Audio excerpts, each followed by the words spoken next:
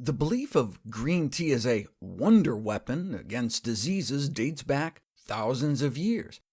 I've talked about it in relation to chronic disease, but what about infectious disease? Interest in the antimicrobial activity of tea dates back to a military medical journal in 1906, suggesting that servicemen fill their canteens with tea to kill off the bugs that caused typhoid fever. However, this effect of tea was not studied further until the late 1980s, when tea compounds were pitted against viruses and bacteria in test tubes and petri dishes. But what we care about is, do they work in people? I had dismissed this entire field of inquiry as clinically irrelevant until genital warts. External genital warts, caused by human wart viruses, are one of the most common and fastest-spreading venereal diseases worldwide. Patients with external genital warts present with one or several cauliflower-like growths on the genitals and/or anal regions, considerably impairing people's emotional and sexual well-being.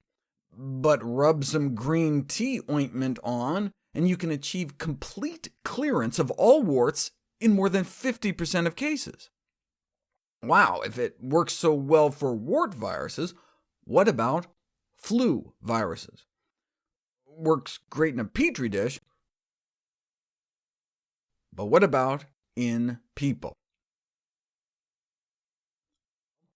Tea-drinking school children do seem to be protected, but you don't know until it's put to the test. If you give healthcare workers green tea compounds, they come down with the flu about 3 times less often than those given placebo. In fact, just gargling with green tea may help. While a similar effect was not found in high school students, gargling with green tea may drop the risk of influenza infection 7 or 8-fold compared to gargling with water in elderly nursing home residents where flu can get really serious. Unlike antiviral drugs, green tea appears to help by boosting the immune system, enhancing the proliferation and activity of gamma-delta T cells, a type of immune cell that acts as a first-line defense against infection. Subjects who drank 6 cups of tea per day had up to a 15-fold increase in infection-fighting interferon production in as little as 1 week. But why?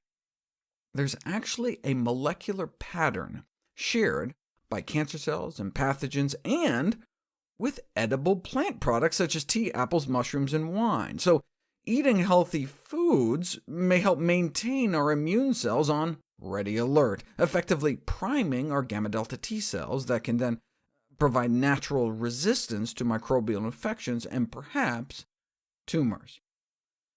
I guess I shouldn't have been so surprised. Tea, after all, is a vegetable infusion. You're basically drinking a hot water extraction of a dark green leafy vegetable.